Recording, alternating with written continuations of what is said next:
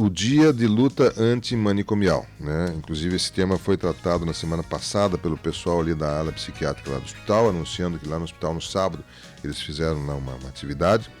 E hoje eu estou recebendo a visita aqui nos nossos estúdios da psicóloga do CAPS, né, a Caroline Santos, e também da assistente social, a Luana Rambacis, que estão aqui para a gente falar um pouco mais sobre isso também. Isso é um tema bem relevante e que, às vezes, até por um certo, não diria um preconceito, mas um certo constrangimento, às vezes as pessoas não gostam muito de expor essas questões e que são bastante delicadas, profundas e importantes para uma saúde, inclusive, principalmente, claro, uma saúde mental.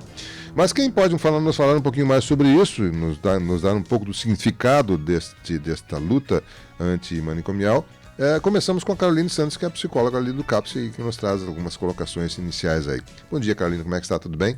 Bom dia, Miguel, tudo bem? Bom dia, ouvintes da Rádio Tupã. Então eu vou falar um pouquinho sobre o movimento. Esse movimento ele surgiu a partir da reforma psiquiátrica, na década de 70. É um movimento que ele se caracteriza pela luta, pelos direitos das pessoas com sofrimento psíquico. Eu acho bem importante falar que um diferencial aí do movimento é o tratamento humanizado, É uma luta contrária ao tratamento pelo viés do isolamento e da exclusão, Então, entendendo que as pessoas com sofrimento psíquico, elas são cidadãos, também cidadãos de direito, ou seja, o direito principal à liberdade, ao convívio em sociedade e também ao convívio familiar. Acho bem importante destacar esse convívio em sociedade e familiar também, a importância da família no tratamento dos pacientes, do apoio, do suporte familiar. E também eu gostaria de mencionar assim, o quanto é importante a gente falar sobre esse assunto, para desconstruir alguns preconceitos que ainda existem, e também esses preconceitos eles acabam muitas vezes afastando as pessoas, impedindo as pessoas de procurarem o tratamento, Então eu acho que é muito importante esse espaço aqui hoje a gente falar sobre isso, e falar sobre a importância de ter esse olhar, para a saúde mental das pessoas. Quem é atendido pelo CAPS? Quem é as pessoas? Que tipo de dificuldade ou de problema as pessoas que vocês atendem têm? Uhum. O público atendido pelo CAPS, são pacientes com transtornos mentais graves e persistentes, Então, alguns exemplos, por exemplo, tentativa de suicídio, esquizofrenia. Aí a gente tem lá as modalidades de atendimento, tem os pacientes que são intensivos, tem aqueles pacientes que são semi-intensivos e tem os pacientes que não são intensivos, Então, existe essa modalidade de atendimento. Uhum. E como é que eles chegam até vocês? A pessoa procura, o sistema de saúde indica, os familiares levam até lá. Qual é a forma mais comum das pessoas chegarem até o CAPS? Uhum. Bom, pode ser por demanda espontânea, O CAPS ele funciona de segunda a sexta-feira, das 8 às 5 horas da tarde, A pessoa pode chegar lá, E vai passar por um acolhimento, Que geralmente é feito por uma das técnicas ou pela Luana. Aí, a partir desse acolhimento, os profissionais eles vão encaminhar, de acordo com a necessidade, para o atendimento psicológico ou para o atendimento psiquiátrico, ou também pode surgir a partir do encaminhamento, da rede, dos ESFs também. Então, existem essas duas maneiras aí de acessar o serviço. E quais são os problemas mais comuns assim que chegam lá? Qual é o maior volume em Tupã? Uhum. Tem uma demanda bem grande, assim, dos casos de ansiedade, de depressão. Tem bastante caso também de ideação suicida, de tentativa de suicídio, Isso é uma coisa que a gente parece que não tem, Parece que não tem, Uhum. Mas tem muita demanda, parece muita demanda, E eu acho que também esse pós-pandemia, com certeza trouxe essas questões, elas ficaram mais emergentes, Agora a gente também está se preparando para receber as pessoas a partir, de tudo isso que o nosso estado vem enfrentando. Também a gente sabe como isso vai afetar, a saúde mental das pessoas, por mais que a gente não, o nosso município ele não foi afetado Sim, com a mesma proporção dos demais municípios. A gente sabe que muitas pessoas tinham familiares nesses outros municípios, E que isso vai afetar de alguma maneira, pelo medo, pelo receio, E a gente tem que estar preparado para receber isso também, essas demandas também. Tem alguma característica de faixa etária, de nível de escolaridade, nível social, religioso, alguma coisa assim mais característica ou não? Entre os pacientes? Uhum. Na verdade, né, a gente tenta organizar lá o atendimento. Eu atendo mais a parte dos adolescentes e das crianças, e atendo alguns adultos também, né? Tem a outra colega, outra psicóloga que atende mais a parte dos adultos. E então a gente tenta dividir, né, os atendimentos dessa Mas a maneira. sensação que você tem é que é muito distribuído entre todas as camadas da sociedade ou é mais específico em algum segmento? Não, eu observo que vem, né, de todos os...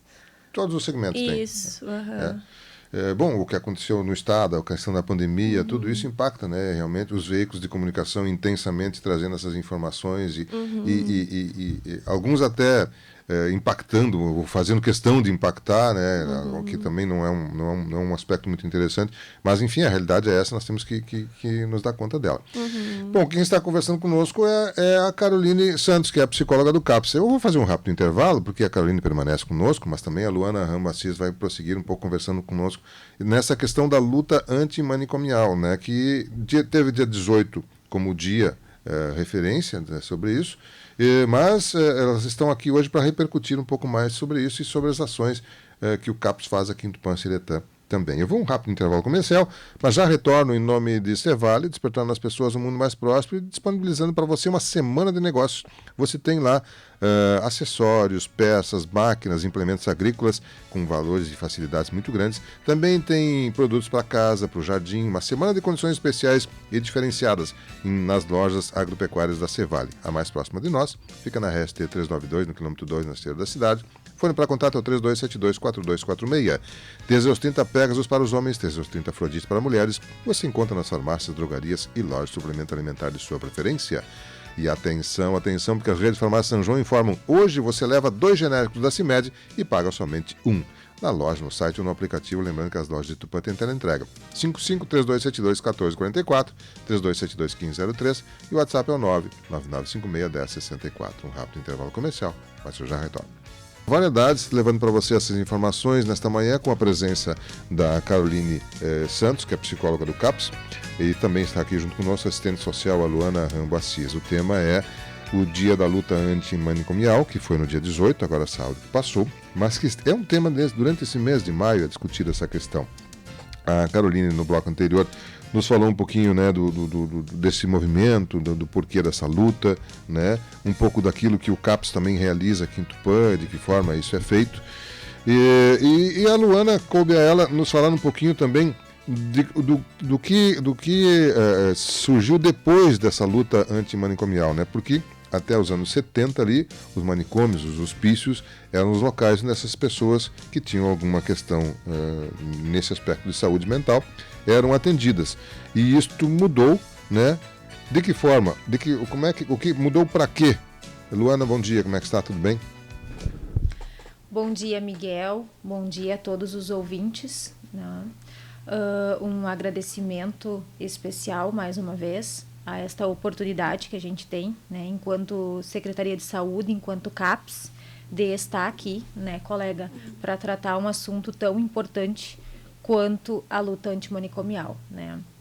Então, a luta antimanicomial, conforme a colega nos trouxe de uma forma muito clara, ela vem com o objetivo principal, né, de substituir, né, os manicômios e os hospícios, né, porque a loucura, né, há muito tempo atrás, né, conforme a colega explanou, a loucura, a doença mental, o sofrimento psíquico, ele era tratado pelo viés do isolamento, né. Tem um filme que eu gostaria de sugerir para a comunidade, que é o Holocausto Brasileiro. O Holocausto Brasileiro, ele foi inspirado pela jornalista Daniela Arbex, tá? Onde ela traz um retrato muito fiel do maior hospício em Barbacena, Minas Gerais, né? Então ali ela traz o cotidiano, a realidade, né, de como que era tratado os pacientes com transtorno mental, com sofrimento psíquico, né? Na verdade, os pacientes eles não tinham um processo de tratamento individualizado, né? Era um tratamento coletivo, era a mesma medicação para todo mundo, não se tinha um olhar individualizado, né, para o sofrimento psíquico, para o contexto social, familiar e cultural do paciente, né? Então, era um modelo muito desumanizado, né, que não se olhava para as características do sujeito. E com a luta antimanicomial, a gente consegue, né, olhar para este sofrimento psíquico, olhar para este paciente de uma forma complexa. De que jeito, né, esta forma complexa? A gente consegue olhar para esta pessoa como uma pessoa que está adoecida, né, mas que ela é um ser humano, portador de direitos, portador de deveres, e que a gente deve, né, incentivar e possibilitar nela a autonomia, o empoderamento, né, porque não é porque a pessoa tem um sofrimento psíquico ou está acometida de algum transtorno mental que ela não tenha o direito à autonomia preservado, né, porque ela é um ser humano independente, né, do seu sofrimento, do seu acometimento mental. Então, esse processo da luta antimanicomial, ele vem na contramão. Ele acaba olhando o paciente, né, em primeiro lugar como ser humano, como gente, né, e a gente busca um tratamento no território da pessoa. O que é o território da pessoa? É no município, no lugar, no habitat aonde a pessoa reside, né? E aí que surge, então, Miguel, que tu falaste, dos modelos substitutivos, né? O CAPS, né? Os CAPS, né? Os Centros de Atenção Psicossocial, são um dos principais modelos substitutivos que a gente tem, que veio com a reforma psiquiátrica, né? Aonde a gente busca fazer o tratamento e o acompanhamento das pessoas com um sofrimento psíquico no seu território, junto com a sua família, junto com a sua comunidade, né? Tanto que o nosso trabalho no CAPS hoje é um trabalho totalmente voltado na tríade: o paciente, a família e a sociedade, né? Porque a gente precisa que esses três segmentos caminhem junto, né? Porque o paciente vai no CAPS, nós estamos lá para recebê-los e para prestar todo o atendimento humanizado e com profissionalismo que a gente, né, disponibiliza diariamente. Nós precisamos de um suporte da família, porque 5 horas da tarde o paciente vai embora, né, ele retorna para sua residência, então a gente precisa de uma família que também entenda o sofrimento mental, que também entenda todo o segmento que a gente precisa ter para que esse paciente tenha uma melhora, uma estabilidade no seu quadro, né? E a gente também precisa de uma sociedade que respeite as pessoas com sofrimento psíquico, né? Porque ainda a gente tem uma concepção, Miguel, de que o adoecimento físico, ele é o mais natural, né? É que ele aparece mais visível, né? Ele é mais visível, ele é mais palpável, ele é mais material. Mas trabalhando hoje na área de saúde mental, a gente vê, né, que o adoecimento mental é uma questão que a gente vai precisar trabalhar muito, né, em decorrência de tudo que está acontecendo no mundo, né, das intempéries, enfim, o processo de adoecimento mental ele vem se agravando, né?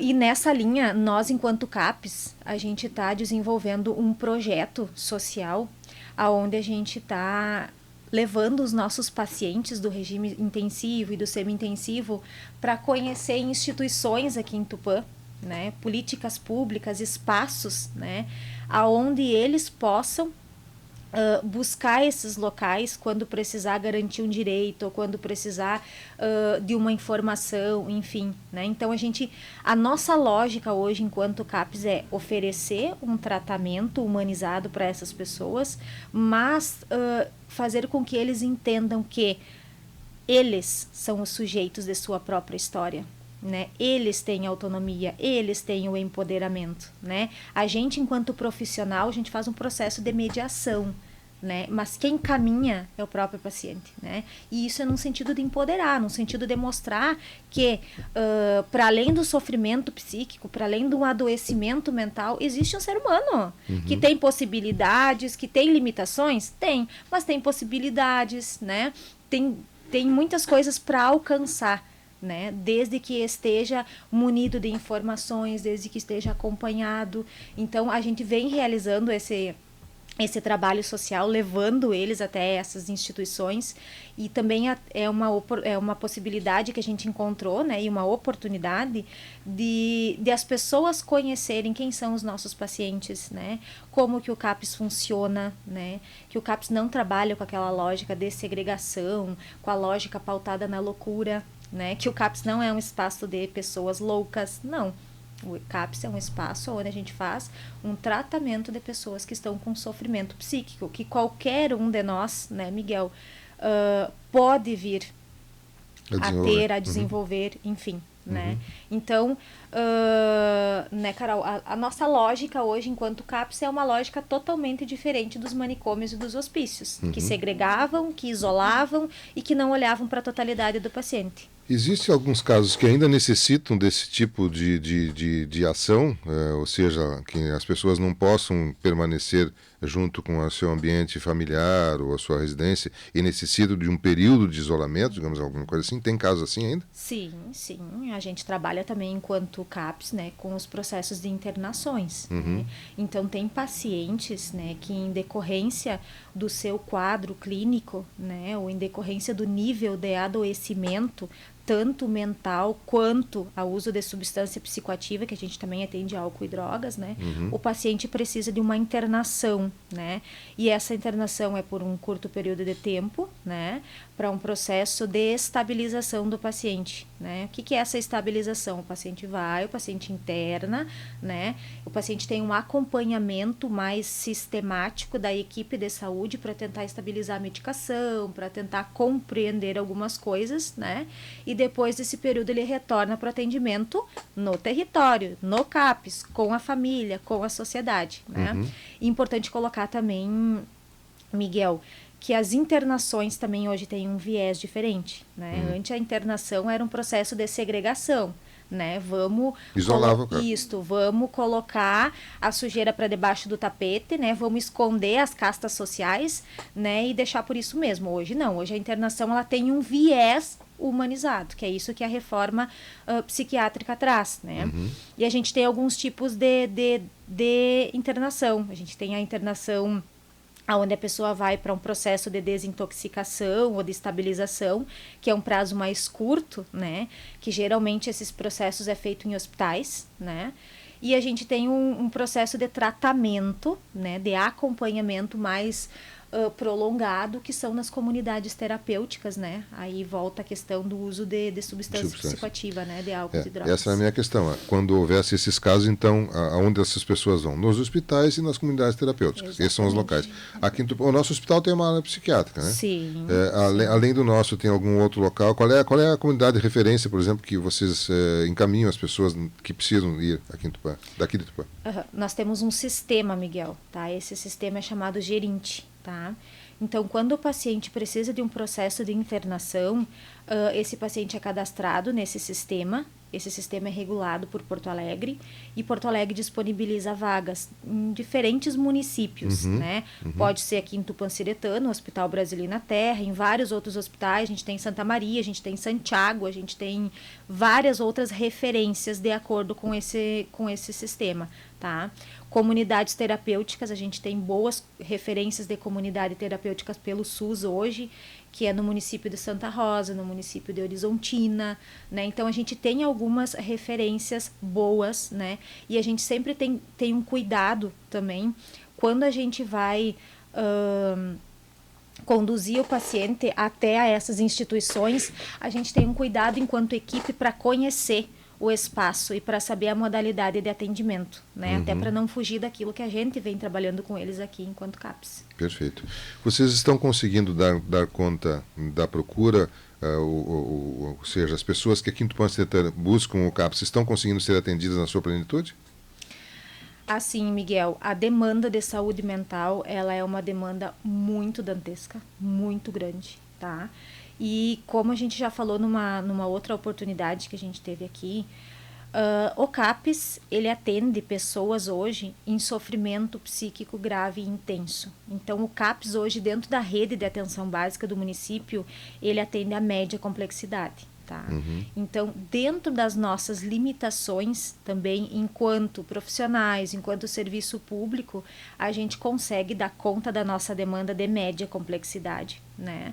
E a gente sempre foca muito, né? Volta muito a nossa atenção para aquele adoecimento e para aquele paciente que está num estado grave, que está num estado de risco iminente de vida. Este paciente, ele nunca vai sair sem ser acolhido, ele nunca vai sair sem ser ouvido, sem ser escutado, né?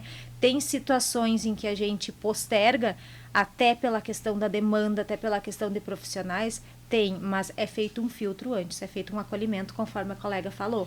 Né? E alta complexidade, quem atende? A alta complexidade fica a cargo do hospital, fica a cargo das comunidades terapêuticas, dos residenciais terapêuticos, que nos dão esse suporte quando a gente precisa de um tratamento para além do CAPS, né? Perfeito. Então, a atenção básica vai trabalhar com a prevenção. O CAPS, que é a média complexidade, já vai trabalhar com o problema que está instalado ali. Quando a gente precisa de um suporte de alta complexidade, a gente recorre a um hospital, via uma internação, por exemplo, a um residencial terapêutico para o paciente que não tem mais vínculo familiar e que precisa deste ambiente, né? Ou uma comunidade terapêutica ou uma clínica, que é um tratamento mais prolongado, mais continuado e mais individualizado. Perfeito, muito bem. Quem quem precisa e não conhece ou que gostaria de conhecer, vocês inclusive convidaram as pessoas para ir lá, para ver como é que funciona, enfim, como é que a gente pode visitar ou usar os serviços do CAPS, horário, locais, como é que funciona? Tá. Então, o CAPS agora ele está com um novo endereço, né? A gente está trabalhando agora na antiga escola Hermínio Beck, né? Nossa modalidade de atendimento é de segunda a sexta, das 8 horas da manhã às 17 horas, né? Então, a comunidade pode ir visitar, conhecer o nosso espaço, né? Para saber como que a gente trabalha.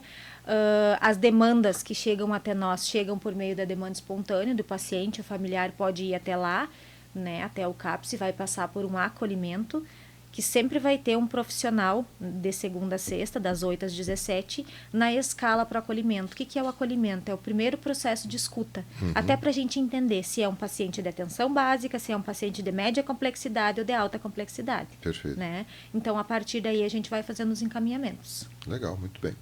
Bom, se você gostaria de conhecer, ir lá, né, eles estão convidando. É na antiga escola Hermínio Beck, né? Isso. É aqui no bairro Beck, né? É na Rua Medianeira, número 220. Muito bem. bem. Próximo ao Salgueiro. Próximo ao Salgueiro. Referência, né?